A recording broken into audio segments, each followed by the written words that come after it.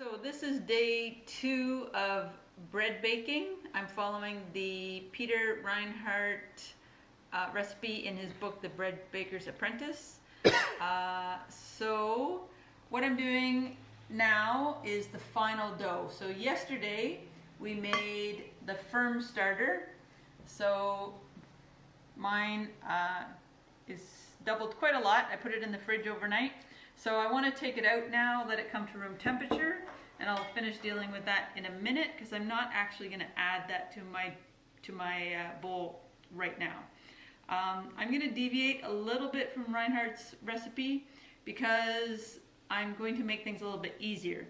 I'm just going to add my flour and my water only for about an hour, and what that is something called autolyze, and what that does is it gets the gluten forming and it makes it a lot easier on your hands if you're going to need it, and you don't have to mix it as long if you were going to use a mixer, and so it's just a lot easier to make your dough and to get it developed without having to sit there and knead it for 7 or 8 or 10 minutes. So I'm going to take my empty bowl, I'm going to zero it on my scale, okay? And as I said yesterday, I'm doubling the recipe that is in Reinhardt's book, and he uses measurements like cups, but that's not a sure way to measure. It's a lot better to use grams, so I've converted everything to grams, and I'm doing double the recipe that he had, okay? So according to his recipe, I'm going to add 1,148 grams of flour, and I'm going to use a little bit of whole wheat flour because I don't like to use just white bread flour all the time. You could use a bit of rye, you could use buckwheat, you can use any kind of flour that you want.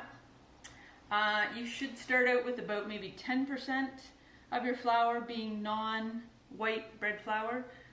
This makes it still really easy to knead and lets it rise really easily. You can start increasing that percentage as you have more experience, but I recommend starting out with about 10%. No more than 20% of your flour in your final dough should be whole wheat or rye or something like that. So I'm going to do 114 grams of whole wheat flour.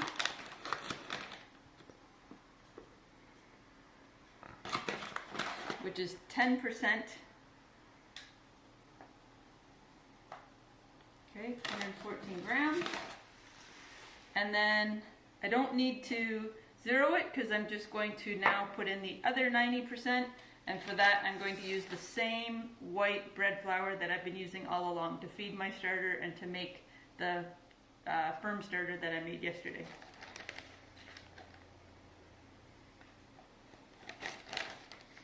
Again, if you only want to do 2 loaves of bread instead of 4, you can do half this amount, which would be 574 grams of flour at this stage, but I'm doing 1148, which is a lot of flour. Okay, so that's all of the flour that I'm going to use for my bread. Now I'm going to just add the water, and as I mentioned in Reinhardt's book, he adds the flour, the water, the starter, and the salt, which is all the things you use to make sourdough bread, all at once, but you'll find it a lot easier to knead if you just add the flour and water now. Wait anywhere at least 20 minutes is great, even up to 3 hours is fine. I usually do about an hour depending on how my day and my schedule is going. If you're in a really cold house, you might want to heat your water up a little bit. The final temperature of your bread dough, they always say, should be about 78 degrees Fahrenheit. I don't worry about it too much, especially if you're a beginner. You can play around with the temperature of the water or the temperature of the flour if you're keeping it somewhere hot or cool, but your final dough optimally would be about 78 degrees Fahrenheit. I'm just going to pour in 740 grams of water. It's a good thing I have a big bowl. Okay, I'm going to move this out of the way. And as I said yesterday, if you have a Danish dough hook, it's really great, especially if you have bad wrists or something. It's a really easy way to mix the dough without dumping it over the edge or anything. But a spatula works fine, your fingers work just fine. You just want to hydrate the flour, mix it until it's completely even. You don't need to knead it at this stage. That sitting process will do all the work for you. So it's an easy way to do it, to get that gluten developing, to get nice bread forming in the end without having to sit there and knead for a long time. So just mix this up until it's even. And then you're going to just cover it in a bowl, a little bit of olive oil on the bottom, cover it so it doesn't dry out, and let it sit for about an hour. And after that, we'll add the starter and we'll add the salt. In the meantime, I recommend cutting up your starter a little bit. Something this big, I'll probably cut it up into about 15 or 20 pieces on a plate lined with a little bit of olive oil, covered up again so it doesn't dry out. That lets it come to room temperature a little bit faster. Because again, you want the final dough to be about 78 degrees Fahrenheit. So if I add really cold starter directly from the fridge, it's going to bring that temperature down, and it's going to take a longer time to rise at the end. Okay, so I'm just going to keep mixing this up until I have it nice and uniform.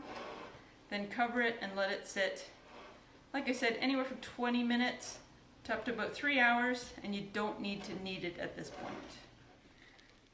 Okay, so I've mixed up the flour and the water. That's all this is. And you kind of want to feel it a little bit, whether you've been mixing it in an electric mixer or using a Danish dough hook or mixing it by hand like I am. And just make sure you don't feel any dry flour parts. Okay? It might take you, if you're doing it by hand, it might take a couple minutes. If it's in a mixer, it might take a minute or two. Be careful with using a mixer, electric mixer, too much, because it actually creates a lot of heat and you might get your dough to be too hot. But certainly a minute or two is absolutely fine. So just give it a feel, make sure there's no dry parts. You can look and make sure there's nothing dry. You don't need to mix it any more than just enough to hydrate the dough. Okay?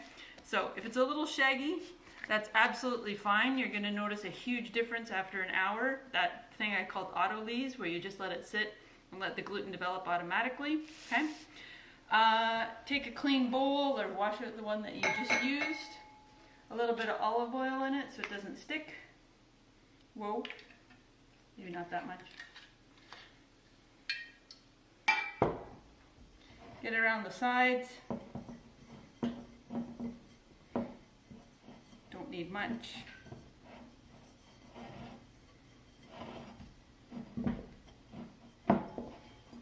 Okay.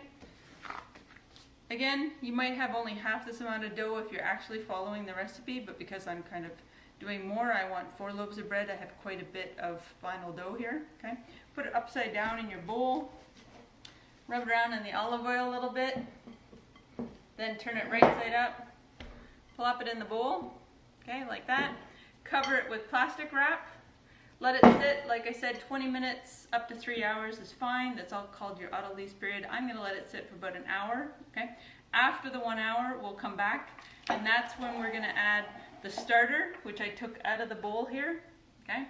Took it out of the bowl. I just chopped it up into pieces, nothing fancy, but that's just to let it come to room temperature a little bit faster. Then cover it with some plastic wrap so it doesn't dry out. And then we're also going to add the salt. Because I'm measuring everything at this point, I measure out my salt now, because some people accidentally forget the salt and then they find the bread to be kind of tasteless and sometimes inedible if you forget the salt. So at this point, I always measure the salt.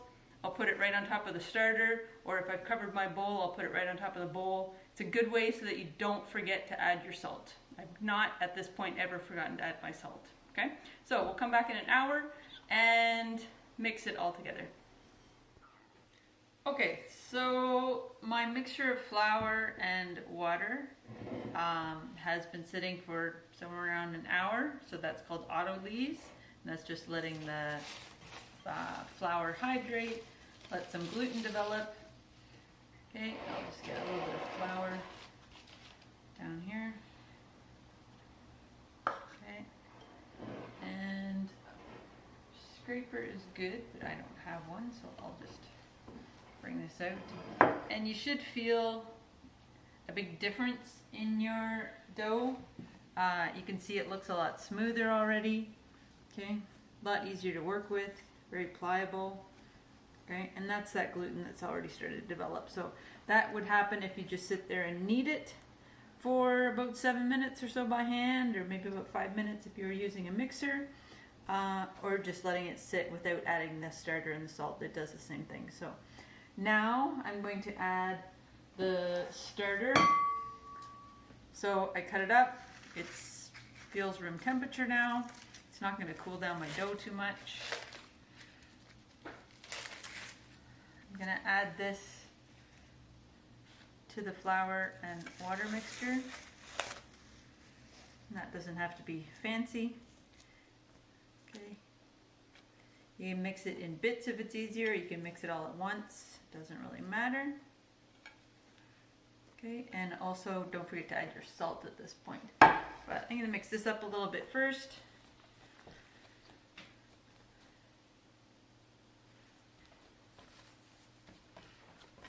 If you have a nice wooden surface, like a butcher's block, something that's a little bit lower than a typical countertop is really good for kneading.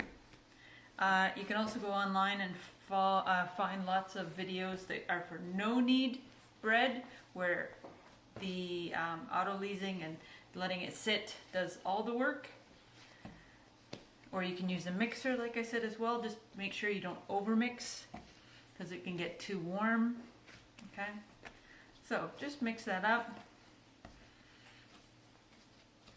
Okay, now I'm going to add my salt. I've measured out, if I'm making 2 loaves with this particular recipe, I do about 1% if you're using baker's percentages.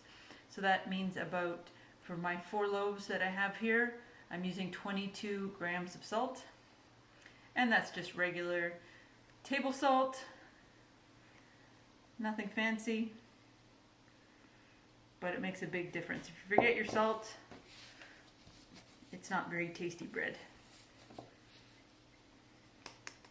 And if you do forget your salt, don't throw your bread away, because people say they use it for croutons. Okay? If you find the dough a little wet, don't keep adding more and more and more flour, because that's going to change the percentages of everything else that you've added to your dough. Sourdough is all based on the amount of flour. That's what becomes 100% in that, what I call baker's percentages. So you got to be careful not to just keep adding flour and adding flour. You can certainly work it if it is quite wet. Some people use a very high hydration and they don't even need it. It's a whole other process called stretch and fold, which I'll do in perhaps another future video.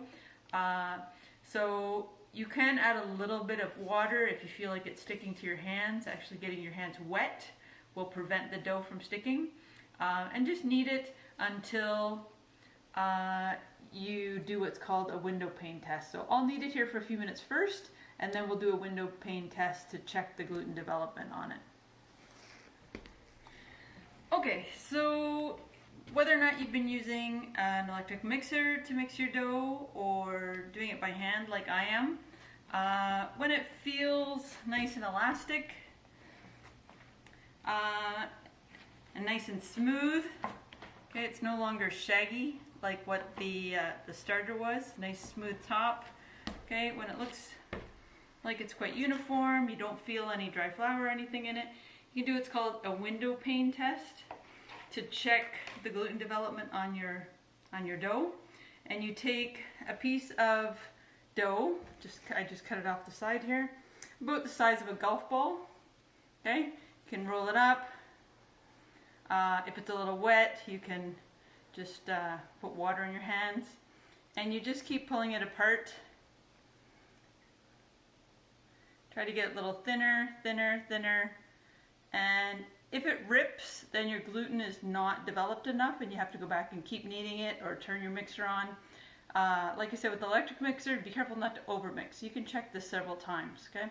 And it's called a window pane test because it should get so thin that you can actually see light coming through it. So if you can get it thin enough, and then you put it up and you can see light coming through it without it getting a hole in it, then it's developed enough.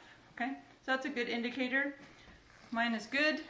Okay, you can just stick it back in there again, mix it into a nice little bowl or a nice little ball. Okay, something like that. Okay, then you're going to put it back into a bowl again. If you're using the same bowl, great. If not, or if you don't have any oil left in it, again, just put another little bit of oil in the bottom again. And you can certainly add anything you want to sourdough bread. Just before the gluten is nicely developed, right after you've added the starter and the salt and it's completely blended, that's when you can add in cheese, you could add in mashed potato, you could add in herbs, nuts, dried fruit, whatever you want. And that's the time to do it. You could fold it in if it's something crumbly like cubes of cheddar or something like that. But I'm just doing plain bread for today. So you take that again, just take it, put it upside down in your bowl. I could have used a bigger bowl since I'm doing 4 loaves of bread here. Or you could cut it in half and put it in 2 bowls. Okay. Put it back right side up. Put it in again. Cover it with plastic wrap. Ultimately, this should be about 78 degrees Fahrenheit. You can check it if you have an instant thermometer. Cover it with plastic wrap so it doesn't dry out. Leave it sitting on your counter somewhere in a good temperature for about 3 hours or so. It totally depends on the temperature of your room, but until it's about doubled in size. And then at that point you can divide it up, put it into proofing baskets or something that you're going to actually use to bake it in. You have options at that point, but we're just going to leave it sit for about 3 hours until it's doubled.